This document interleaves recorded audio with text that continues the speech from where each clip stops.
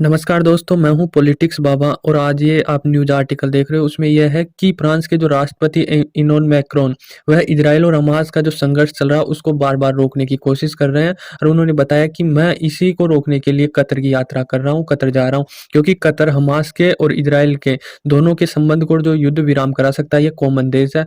तो मैक्रोन ऐसे बोल रहा है कि मैं इनसे बातचीत करके कहीं न कहीं ये युद्ध विराम करने की बात करूँगा और क क्योंकि दुनिया को काफ़ी प्रॉब्लम हो रही है इस युद्ध से और कहीं न कहीं दुनिया अलग डायरेक्शन में जा रही है, दुनिया बढ़ती हुई दिखाई दे रही है, दुनिया तरक्की नहीं कर रही है मतलब ग्रोथ नहीं कर रही है। ये युद्ध कहीं न कहीं बाधा डाल रहा है, तो कहीं न कहीं ये युद्ध रुकना चाहिए मानवता के लिए, पृथ्वी के लिए क्योंकि अभी उन्होंने ये सम्मेलन में आया था ना COP 28 हुआ था शिखर सम्मेलन, उसमें एक जो फ्रांस के राष्ट्रपति मैक्रोन है, उन्होंने एक बड़ी बात कही थी कि जो ये इज़राइल कर रहा है ना, ये बोल रहा है कि मैं इज़राइल हमास जो गाँजा है उसमें से हमास के नामो-निशान मिटा दूँगा, बिल्कुल ऐसा कर दूँगा कि कोई आतंकवादी नहीं रहेगा। तो उसमें मैक्रोन ने कहा है कि ऐसा करने में इज़राइल को कम से कम 10 साल लग जाएँगे। अब मैक्रोन ऐसा क्यों बोल रहा है? इज़राइल तो बोल रहा है कि मैं 2 महीने में युद्ध समाप्त कर दूँगा और मैक्रोन बोल रहा है कि 10 साल में ये युद्ध समाप्त कर दूँगा। तो मैक्रोन ऐसे बोल रहा है कि आप जैसे मार रहे हो, जैसे हमास के आतंकवादियों को मार दोगे, तो जो उनके रिश्तेदार हैं, उनमें क्रोध बढ़ जाएगा। जो वहाँ की लोकल लोग हैं,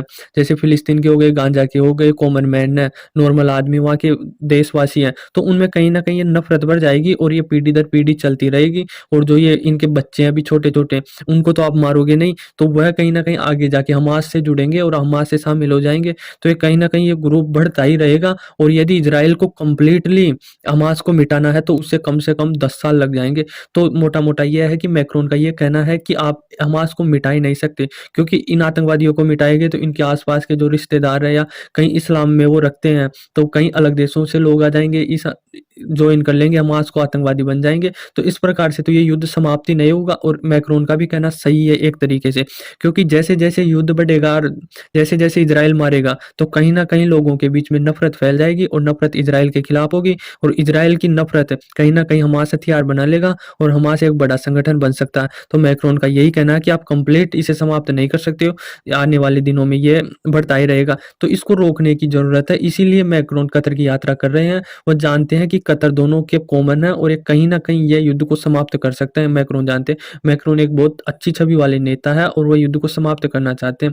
ये खत्म अभी देखो ये खत्म हो गया था कि जैसे ही इज़राइल के जो बंधक थे वह लौटाने लग गया था हमास और हमास जो अब बंदी बनाए थे इज़राइल लोग, तो इज़राइल को लौटाने लग गया था। तो ये 4 दिवसीय युद्ध विराम था। तो ये मैक्रोन यही कह रहा था कि ये जब समाप्त हो गया तो अब ये फिर से शुरू क्यों हो रहा है? क्योंकि अभी पिछले दिनों ये शुरू हो गया समाप्त हो गया था ना भाई, वो डेडलाइन बनी थी कि आप सीज़ फायर नहीं करोगे जब तक बंधक छूट नहीं जाते। तो ये 4 दिवसीय हुआ था, उसके बाद में इज़राइल ने उठा दोबारा गोला-बारूद स्टार्ट कर दिया और हमले करना स्टार्ट कर दिया गाज़ा के ऊपर। तो मैक्रोन का यही कहना था कि रुके-रुकाए युद्ध को फिर से शुरू कर दिया, इसे हमें रोकना चाहिए। सारी दुनिया का जो भी राष्ट्र लीडर है और जो भी इसमें योगदान दे सकता है, इज़राइल और हमास का जो भी करवा सकता है ना मतलब इनका फैसला करवा सकता है क्योंकि दुनिया के मतलब आगे बहुत बड़ी समस्या खड़ी हो गई है। जैसे COP 28 और पर्यावरण को लेकर बहुत सीरियस है। तो उन्हीं की बैठक में उन्होंने बोला था कि ये पर्यावरण के लिए भी अच्छा नहीं है, पृथ्वी के लिए भी अच्छा नहीं है, मानवता के लिए अच्छा नहीं है और इंसानियत के लिए भी अच्छा नहीं है। मतलब किसी पर युद्ध किसी के लिए अच्छा नहीं हो सकता।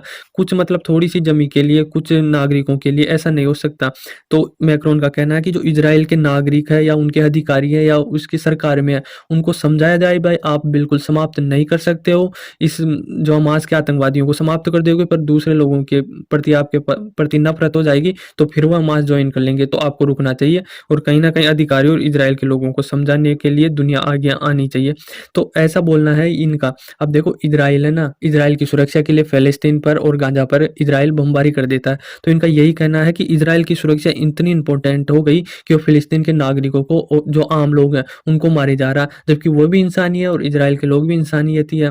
तो दोनों को मतलब इनकी सुरक्षा के लिए इज़राइल की सुरक्षा के लिए फ़िलिस्तीन के लोगों को हत्या कर दो। उनको गलत कोई मत बोलो मतलब आके बम गिरा दो। उनको पता ही नहीं कब उनके ऊपर बम गिरेगा, कितने दिनों तक ज़िंदा है और कितने बाद में मरेंगे। तो यही मैक्रोन का कहना है कि आप ऐसा नहीं कर सकते हो। आप लगातार बम गिरा सकते हो। आप 2 महीने के लिए बोल सकते हो भाई हम समाप्त कर देंगे, पर ऐसा नहीं होगा। यदि गाँजा पूरा स्टेट को भी आप बमबारी कर देंगे, परमाणु बम से उड़ा देगा, तो दूसरे देशों से जो इस्लाम है, जो इस्लाम की थोड़ी बहुत वो करते हैं, धर्म है, तो वो धर्म के साथ कनेक्ट होकर फिर वो हमास में संगठन हो जाएंगे और इजराइल के साथ फिर बहुत बड़ी दिक्कत खड़ी हो जाएंगी। देखो मैक्रोन एक बहुत बड़ा नेता है, बहुत बड़ी छवि वाला नेता है, तो वह जो बोलता है ना वो एक बहुत बड़ा प्रभाव पड़ता है विश्व के ऊपर। जैसे यूरोप है, यूरोप अमेरिका के कहने पर चलता है पूरा ही, मतलब अमेरिका जो वाणी बोल दिया उसके पीछे पीछे चलना ही स्टार्ट कर देता, बाकी अपनी राय कुछ नहीं धरता।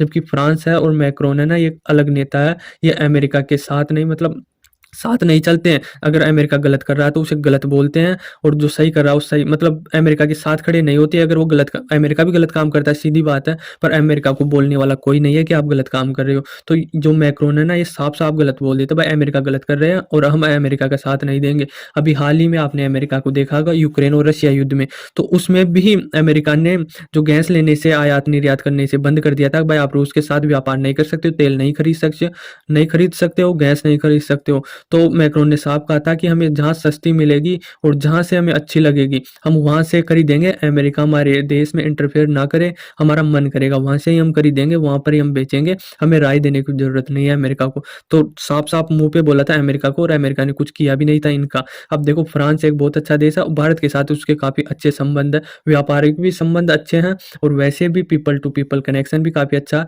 हम व्यापार भी खूब अच्छी तरह से करते हैं। और जो फ्रांस है मैक्रोन है उसकी जीडीपी भी काफ़ी अच्छी है, विश्व में 7वें स्थान पर आता है जीडीपी के मामले में, और यूएन में वो परमानेंट मेंबर ही है। तो ये कहीं ना कहीं उसकी बात का मजबूती से रखता है, तो कहीं ना कहीं विश्व पर प्रभाव पड़ता है कि इतना मजबूत देश है, तो कहीं ना कहीं प्रभाव पड़ेगा ही हमास और इसके इजराइल के युद्ध में, और ये शांत करवाने में कामयाब हो। आई होप भगवान करे ये समाप्त हो जाए, क्योंकि ये काफ़ी नुकसान दे रहा है, व्यापार में भी भारत को भी दे रहा है, भारत को पता नहीं है पर है, पता भी है पर क्या करें, अब समाप्त नहीं कर सकते। इजराइल और हमास दोनों एक टेबल पर आए तभी समाप्त होगा।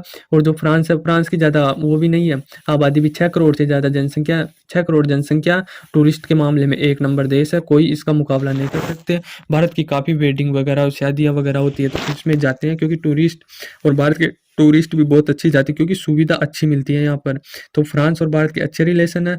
तो मैक्रोन का यही कहना था कि 10 साल लग जाएंगे पर आपसे ये युद्ध समाप्त नहीं होगा, और ये सही कहना है। आई होप आपको समझ में आया होगा कि किस प्रकार से मैक्रोन इस युद्ध को समाप्त करने की ओर जा रहे हैं, देश दुनिया की देशों से बात कर रहे हैं। धन्यवाद।